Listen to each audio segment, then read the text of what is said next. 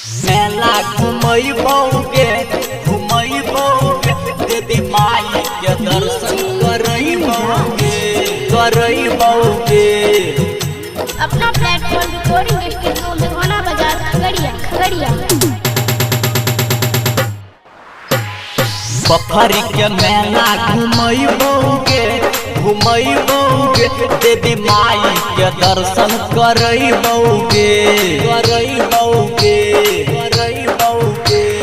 बखरी के मेला घुमैबौगे देवी माई के दर्शन करैबौगे। चाट चौमिन छोला खिलैबौगे चाट चौमिन छोला खिलैबौगे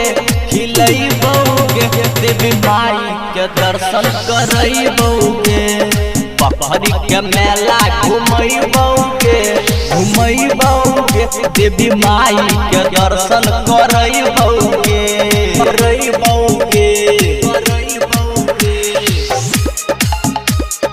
अपना प्लेटफॉर्म रिकॉर्डिंग स्टूडियो मेघना बाजार खगड़िया।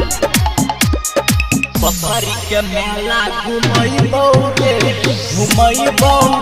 देवी माई के दर्शन करैबौगे।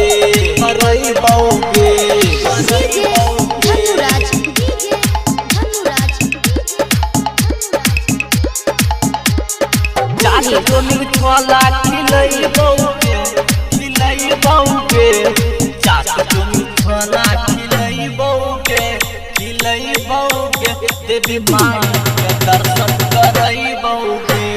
सावर झूला पतोरा झूलैबौ पूरा दशहरा के मेला घुमैबौ। बखरी के मेला घुमैबौगे देवी माई के दर्शन करैबौगे। सावर झूला पतोरा झूलैबौ मेला दशहरा के पूरा घुमैबौ। लाली होठ लाली कना वाली हम देव माई के दर्शन संग ही करैबौ।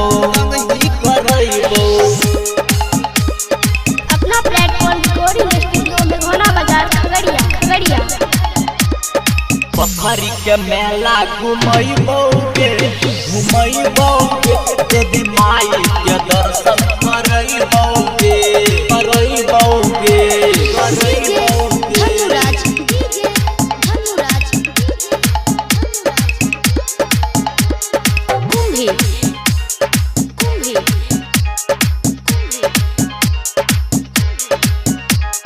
राइटर मिथुन के साथे में यही है राइटर मिथुन के साथे में यही है। सत्या सबरिया के तो नहीं भूलई मीना बाजार में फिर गे भारी पहिन के यही है भौजाई वाला साड़ी। राम सिंह छी अकेला गे बेचै छै ठेला पकेला गे। बखरी के मेला घुमैबौगे देवी माई के दर्शन करैबौगे।